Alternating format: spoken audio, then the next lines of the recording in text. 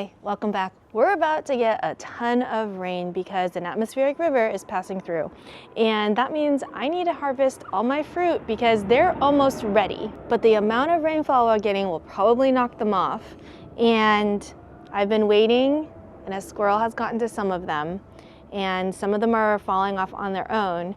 So I figured let's go harvest them and talk about my guava tree. But before I go, I'm curious if you would eat the other side, because it's actually pretty good.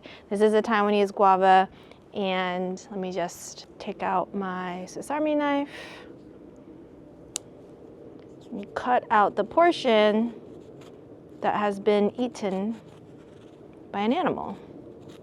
So by the teeth, and I also saw my dog go crazy, but I can make a pretty clean cut, and this is the part that they ate. I don't know, I feel pretty good about this. I'll probably enjoy this with you in a minute after we go harvest some, but this is gonna go to my chickens. Right over there. All right, let's get up there. First off, I gotta get this ladder open.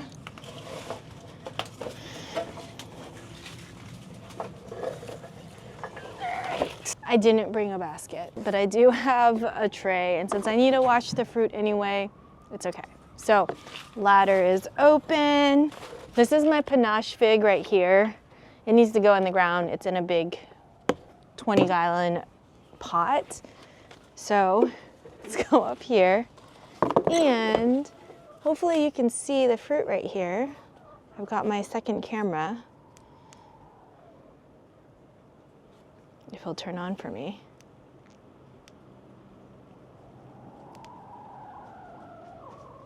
Come on now. There we go. This way, now you can see I've got my guavas right here. And see if we can just pick it. Ooh, I don't want these to fall. This looks perfect. Ooh, this one-handed. Snap this off. You can see how nice and large that fruit is. Put it down right here. Now these could use another day or two, but they'll ripen off the tree. I just don't want them to fall prey to a squirrel, or even just the rain to knock them off. So I'm just twisting it at the top and getting it like that. Oh, these are such nice sizes. Now see this little guy right here? This is the green of perfectly ripe, and it's so good.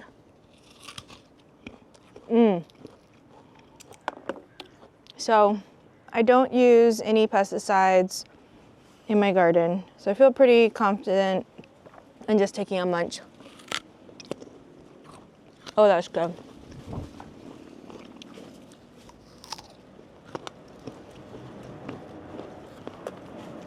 And this part, I'll eat right here, and the rest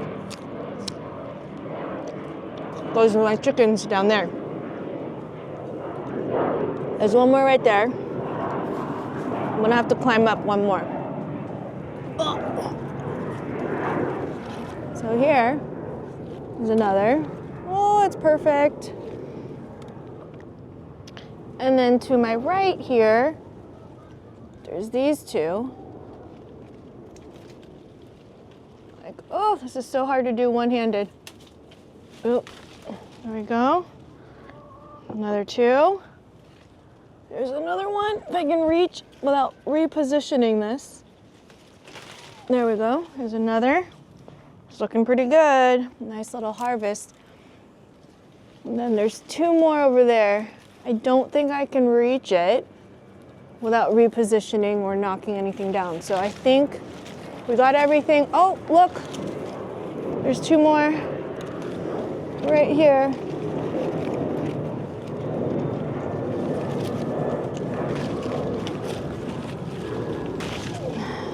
Go. Look at that. 2, 4, 6, 8, 9. And then there's those right there I'm gonna grab. And then up there, I don't know, can I go up one more? I might be able to go up one more. See if I can grab those without repositioning. And then this one in front of me is actually a wax apple. And that's a piece of fruit that I don't think it got pollinated. My wax apple did not fruit this year because it's late flowering. And I might not get fruit this year. But these are all the Taiwanese fruits that I have. Oh, I got some crap in my eye. But up there, we're gonna go up one more. Let's see, can I do it? Out of balance. All right, one more. Up one more. And here's the fruit. Look how beautiful these are. I'm gonna break it off one-handed. Look at that. All right, let's make sure I don't fall here. A little balance situation. All right, I got this. Okay. Whew. All right, I'm okay. So I'm gonna come down and then reposition. It's like, don't wanna poke my eye out. Okay, so, oh my gosh. I did that and I didn't press record. You've got to be kidding me. It didn't record. Oh, after all that.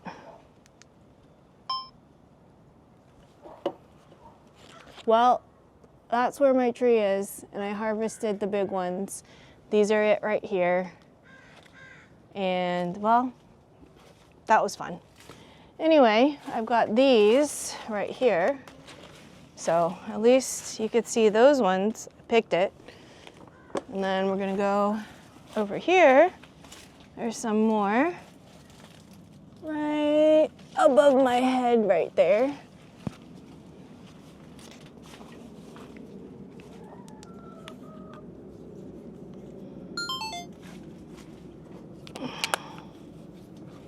I don't want to drop this fruit. Look at how good these look. I'm so excited. We're gonna come this way and we're in the tree. Oh,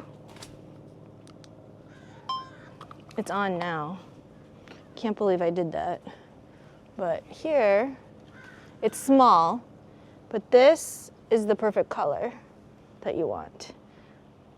This is when it's like prime tasting. The color is like this light pale greenish yellow, and it's still really hard, so it's nice and crunchy, but it's sweet. So I'm gonna put this on the chair for now. We've got some, oh, see, here's another perfect color. I'm gonna put that there. Oh, no, it fell. Okay, this one is perfect. So this one is definitely not there yet, and I don't want to pick it just yet, even though we're getting the rains. And also the ones right there on the greenhouse, they're just not gonna ripen the right way. So these ones that are starting to get that pearly light green, I do like, and I might give it another day, but I'm gonna pick that before the rains on Tuesday. We have a couple days. And then here, this one, that is a good one. And then we've got a couple there, and I think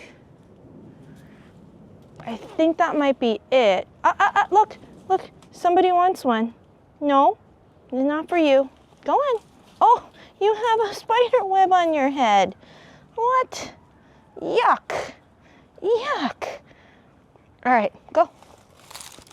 And then I need to pick up these guys off the ground.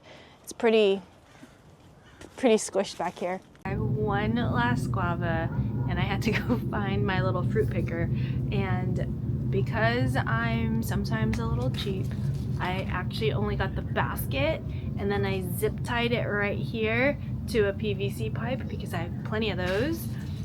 And I'm gonna climb up this ladder and get my last big fruit up there.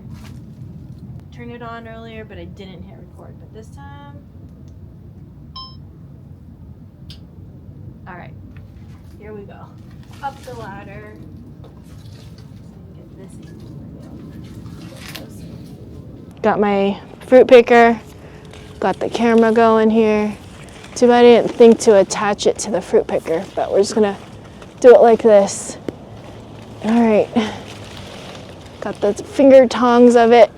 Give it a little, see if we can get it. Come on, come on. Oh, we got it. And it looks like a Mickey. Whoops, there we go. I got it. And there's a few more up there, but they're pretty green. I don't know. I think I'm gonna leave it and hope that the rain doesn't mess things up for them. So carefully come back down. But I really wanted to get this one because it's so perfect. And like you can see, it's like a Mickey. How funny. I have a friend who's a very big Mickey fan, so I'm gonna take a picture and send this to her. I actually live about 45 minutes from Disneyland, so if you're a Disney fan, let's go in, try this guava out. Not this one, the other one. We'll try the other guava. I'm gonna show you how I like to eat the guava and tell you about my tree. This was the guava that was half-eaten, and I'm just gonna enjoy this one because I was able to get a really clean cut.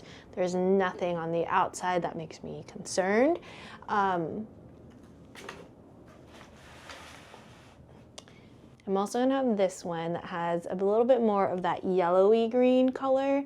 So this is perfectly fine, it's just not as sweet. And then this one is going to be a little bit sweeter, it hasn't softened yet. You can wait for them to soften, but I've found that because these are not treated at all, they're in my backyard, the fruit will actually spoil faster than it will ripen off of the tree for me. I've found that while it can ripen, it doesn't ripen to this nice yellowy green color off the tree, for me at least. Maybe if you put it in a brown bag or something, but usually I wash them. I might leave them out for a day or two, but no longer, because I do feel like they lose their water content, and not in a good way. I feel like the fruit tends to get a little bit rubbery instead of staying that really crisp apple texture. My mouth is a little bit watering right now, just thinking about how good this is gonna be. So I have my pocket knife. If I was inside, I would just rinse it at the sink and then cut it on a cutting board. And you can see on the inside, this guava is a white flesh guava, and the seeds are definitely in there, and they're hard. They are edible. And I had to explain this to my students at the school garden. Just because something's edible doesn't mean it necessarily tastes good or that you would eat it on purpose. Now, these seeds, if you have bad teeth, don't eat the seeds, or eat the pulp around it, because this is the sweetest part, and then spit the seeds out, kind of like pomegranates. I eat the pomegranate seeds because I'm not gonna spit all those seeds out, but that's what I do with these two. Now you can eat it plain like this. That's so good.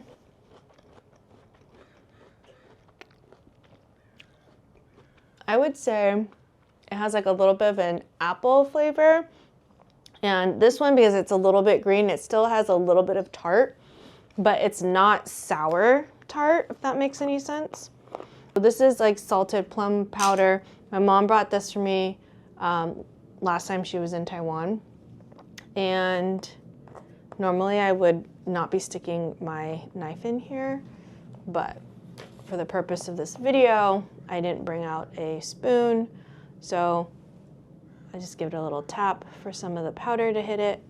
And if you like salted fruits, it's kind of like the Mexican spices to have tajin, but this is the salted plum versus chili flakes. You could probably do salted chili or chili salt on here and be really good too.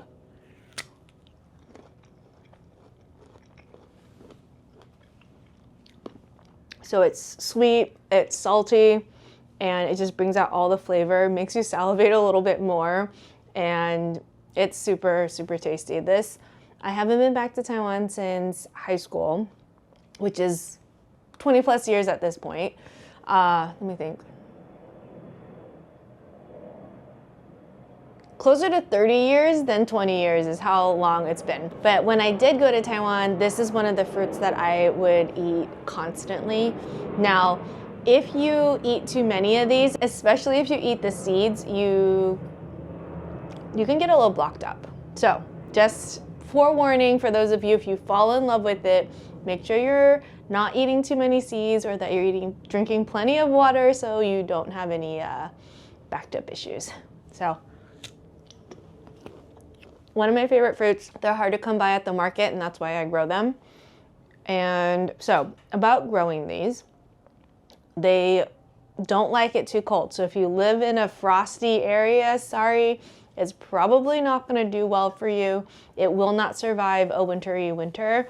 So this is my winter right now. We're in the 60s, so not that cold. And we're in the 60s during the day, and night times, I don't think we're even dropping below 45.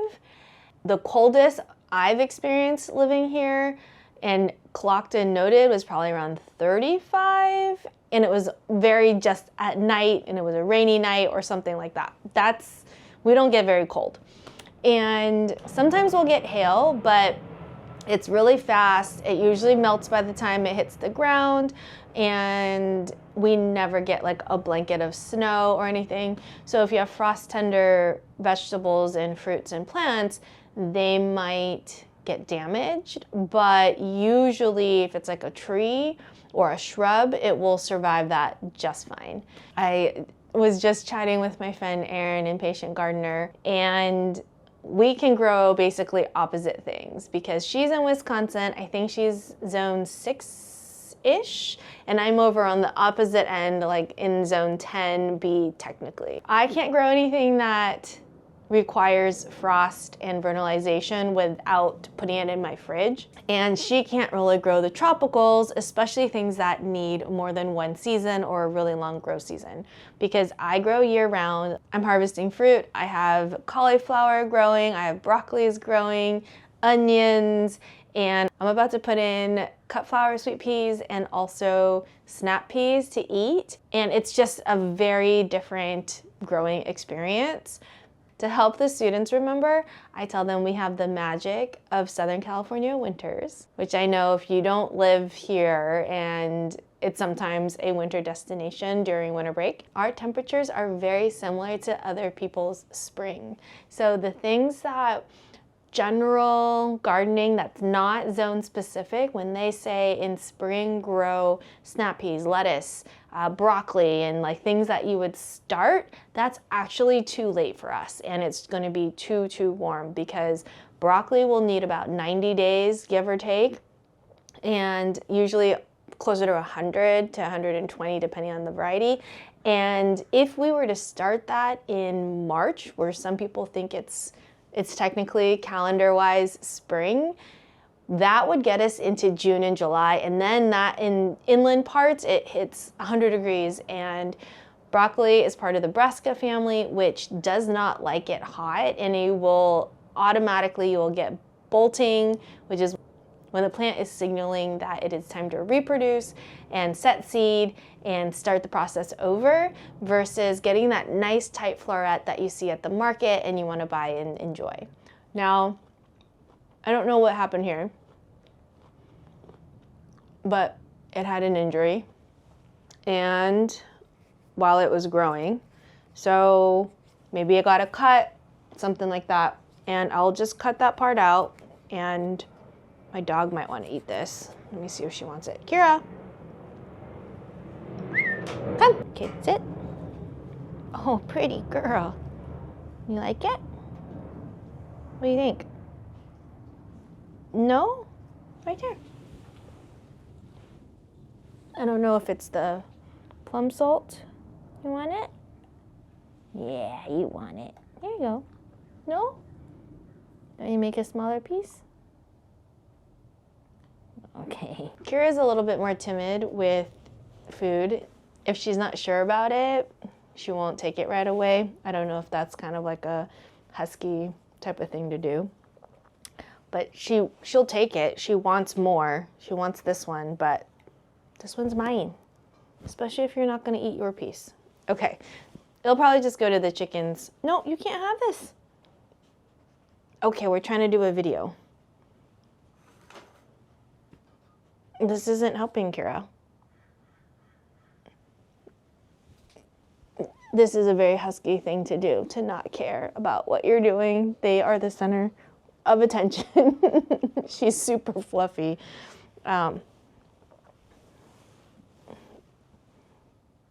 You're in the way, Kira. You gotta move. Come here. Come here. Come here. Come sit up here. All right, so we'll try to continue this. She might pop up here in this. I got these oversized chairs so my dogs could jump up here with me. Here she is. Okay, come here. Come on. Come on. Come on. There we go. Okay, here she is. Oh, you're gonna join us? Or you want a piece? You want a piece of this? Okay, but you gotta eat it. You gonna eat it? She spat it out. Okay, I'm not gonna give you more unless you eat the piece you have. So, Kira was adopted last January, not this current year, but last year. So she's been with us for almost 2 years now. Oh, she's eating it. Now she's eating her piece. But she loves this outside temperature, this weather. She probably could deal with it being a little bit cooler, but she likes it out here. And she actually keeps the squirrels away if she's outside. But she has a high prey drive, and so she is not allowed back here unsupervised because I don't trust her. I feel like she would go and get my chickens. So, you want more? Okay. Hold your piece.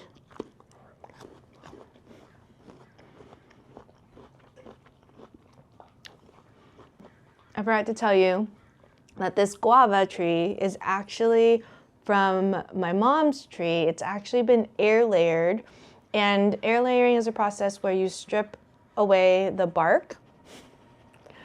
And, okay, hold on. Here. So you strip away the bark of a branch, and then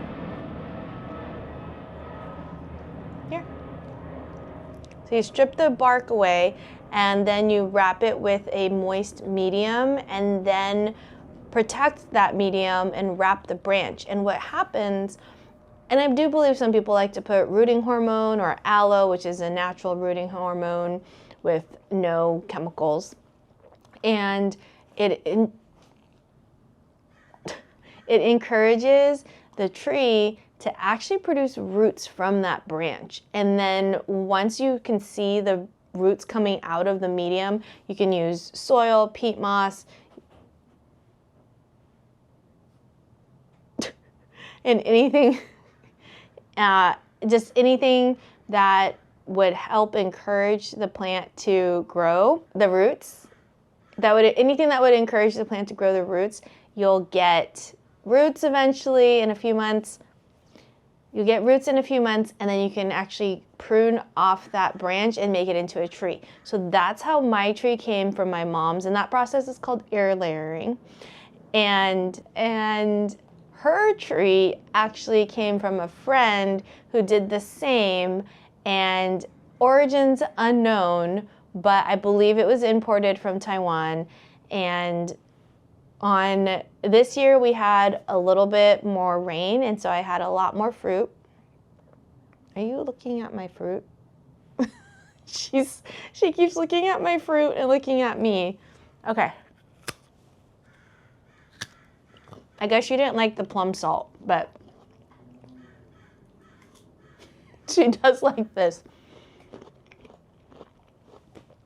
I told you about my mom's tree. My mom's friend how they basically imported. I don't really know exactly how they got it here, but this is either a Thai variety, as in from Thailand, or a variety from Taiwan.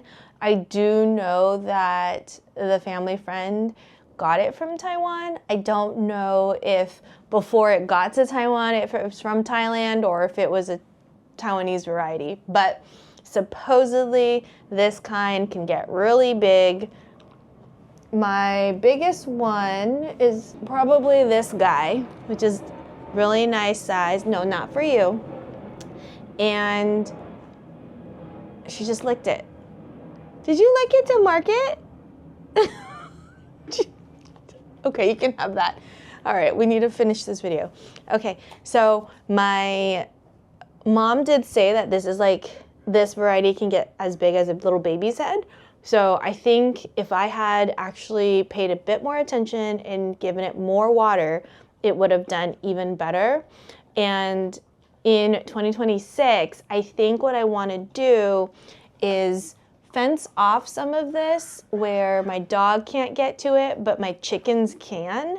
So that way my chickens can fertilize my guava tree and all my fruit trees by giving them like a little run space behind the trees. I'm not quite sure exactly how I'm going to do it. They might only have a 2-foot little corridor, but I want them to have a little corridor that is dog proof so they can safely run along the sides and explore. They can dig. It's good for my chickens to have even more space to run around, but also they'll eat, they'll poop, they'll turn over the leaves that are under there, and that way everything is very symbiotic. I think that's why I actually have some pretty decent fruit this year. I planted this in 2019 when I moved in. In years past, we've had the squirrels eat them all. Now that Kira has been here for over a year, she's been here during the time that the guava tree was flowering and fruiting. So there are more fruits this year than last year because last year we had even more squirrels. So if you have a squirrel problem, highly recommend a husky because, well, she's either a husky or a Malamute. Not sure. That's another topic for another video. But she has such a high prey drive that she loves being out here and chasing off the squirrels. I caught them having a face-off the other day. It was pretty funny. She ultimately won. The squirrel gave up, and I have fruit.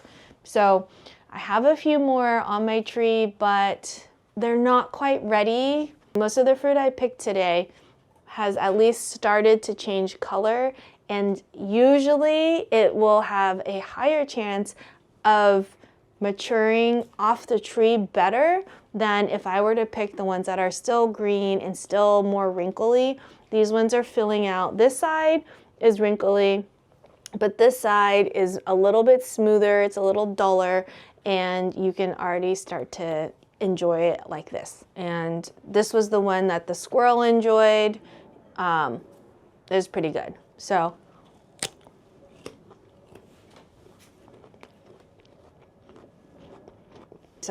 there's one you can actually see a little bit better. Let it focus. That is the pulp in there. This is really sweet. The outside is a little bit less sweet. I often get asked, how can you eat these? I actually eat them fresh most of the time. Sit. All right, she's back.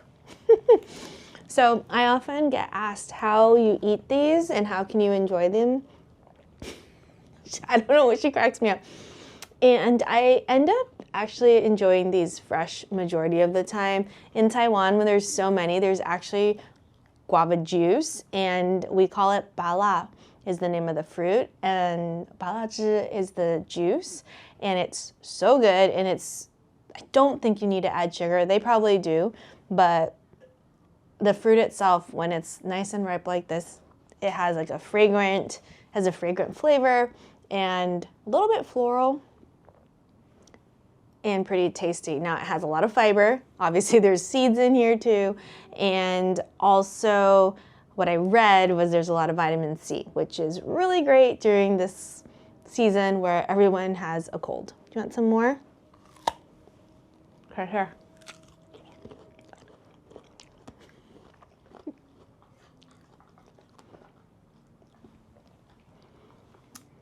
And as I'm trying to get more fit in this middle age season, it's good to know that these fruit actually have a low glycemic index, meaning it won't spike your blood sugar the way some other fruits might. I don't know if it's because of the amount of fiber in there. She's communicating with her eyes. Here, you want some more?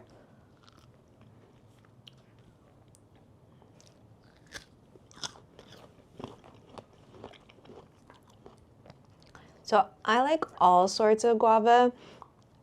There's pineapple guava, that's super tasty. Then that one grows really well. There's strawberry guava, lemon guava. And sometimes the guavas are named by the flavor or by the way it looks. Not this. Now bite it. It's nice and crunchy. And don't worry, this is her piece now. I'm not gonna eat it. When you see guava juice though, typically it's pink, and that's from the pink flesh guava. Oh my goodness, she's made a mess. She took pieces. When I give her something that is too big, she makes a bunch of little pieces, and now she's gonna eat them later. But that's why I didn't want to give her the big piece. I was saying the pink guava juice that you might see, like Kern's or the Aloha drinks in the can, that's actually a different guava. Some of the pink flesh ones are actually native to Mexico, Latin and South America. There are so many types of guavas, and I'd love to know if you've had guava, what kind you like. Maybe it was only on a vacation to a tropical area, but if you're in a warm zone like mine, or in Florida or something like that, you can actually grow. As long as you don't get blankets of snow and too much chill, you can grow guavas. Let me know in the comments if you learned something new or if you have any questions about guavas. So I'm gonna bring the rest of these guavas inside and clean them up, and I'll see you in the next video.